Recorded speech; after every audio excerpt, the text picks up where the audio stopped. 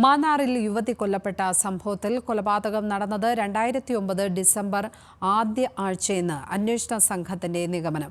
വിദേശത്തായിരുന്ന അനിൽകുമാർ നാട്ടിലെത്തി 5 ദിവസത്തിനുള്ളിൽ കല കൊല്ലപ്പെട്ടു എന്നാണ് സാക്ഷിമൊഴി. കലയുമായി ബന്ധമുണ്ടായിരുന്ന ആലപ്പുഴ കുട്ടമ്പേരൂർ സ്വദേശിയെ പോലീസ് ചോദ്യം ചെയ്തു. അതേസമയം കല കൊല്ലപ്പെട്ടത് മാന്നാർ വലിയ പെരുമ്പുഴ പാലത്തിൽ വച്ചാണെന്നും കൃത്യത്തിൽ അനിൽകുമാർ ഉൾപ്പെടെ 4 പ്രതികൾക്കും പങ്കുണ്ടെന്നും എഫ്ഐആറും റിമാൻഡ് റിപ്പോർട്ടും വ്യക്തമാക്കുന്നു.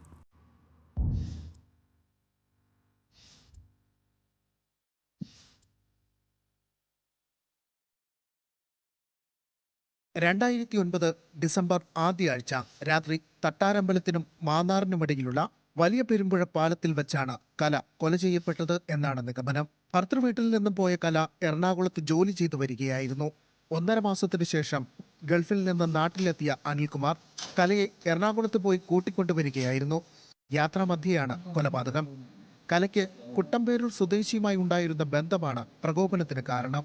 അനിൽകുമാർ വിദേശത്തായിരുന്ന സമയത്ത് കലയുമായുള്ള ബന്ധത്തെ തുടർന്ന് ഇയാളെ കേസിലെ 4ാം പ്രതിയും അനിൽകുമാറിന്റെ സഹോദരനുമായ പ്രമോദ് മർദ്ദിച്ചിരുന്നു. കലയുമായുള്ള ബന്ധത്തെക്കുറിച്ച് അനിൽകുമാറിനെ പ്രമോദ് അറിയിക്കുകയും ചെയ്തിരുന്നു. കുട്ടമ്പേരൂർ സ്വദേശിയെ അന്വേഷണ സംഘം ചോദ്യം ചെയ്തു. കേസിലെ മറ്റു പ്രതികളായ ജിനു, സോമൻ, പ്രമോദ് എന്നിവർ കലയുടെ മൃതദേഹം കാണുന്നത് മാന്നാർ ആയിക്കര ജംഗ്ഷനിൽ വെച്ചാണ്.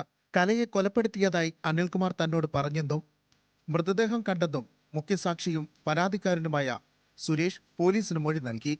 മൃതദേഹം മറവ് ചെയ്യാനുൾപ്പെടെ അനിൽകുമാറിനെ സഹായിച്ചെന്ന് അറസ്റ്റിലായ പ്രതികൾ പോലീസിനോട് സമ്മതിച്ചിട്ടുണ്ട്.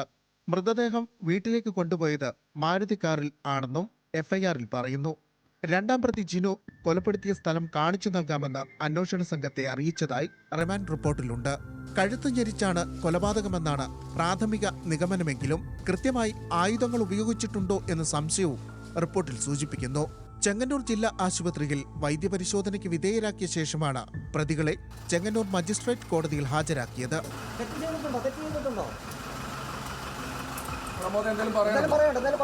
പോലീസിന്റെ കസ്റ്റഡി അപേക്ഷ പരിഗണിച്ച കോടതി 6 ദിവസത്തേക്കാണ് അന്വേഷണ സംഘത്തിന്റെ കസ്റ്റഡിയിൽ വിട്ടത്. 8 ദിവസത്തെ പോലീസ് കസ്റ്റഡിയിൽ വിട്ടിരിക്കുകയാണ്. 8ാം തീയതി വരെ 6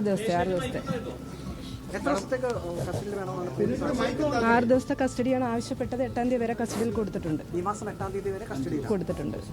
അനിൽകുമാറിന്റെ വീട്ടിൽ ഇന്നും പോലീസ് പരിശോധന നടത്തി. പാസ്പോർട്ടിന്റെ കോപ്പി, ആധാർ കാർഡ് ഉൾപ്പെടെ വ്യക്തിഗത വിവരങ്ങൾ അടങ്ങുന്ന രേഖകൾ ഇവിടെ നിന്ന് കണ്ടെത്തി.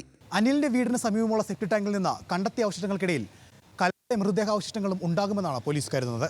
ഇത് സ്ഥിരീകരിക്കാൻ ഫോറൻസിക് പരിശോധനാ ഫലം വന്നേ മതിയാകൂ. മാന്നാറിൽ നിന്നും ക്യാമറമാൻ ദീപക് ജേക്കബിനൊപ്പം മനീഷ് ഐഷ മാത്യു, ന്യൂസ് മലയാളം.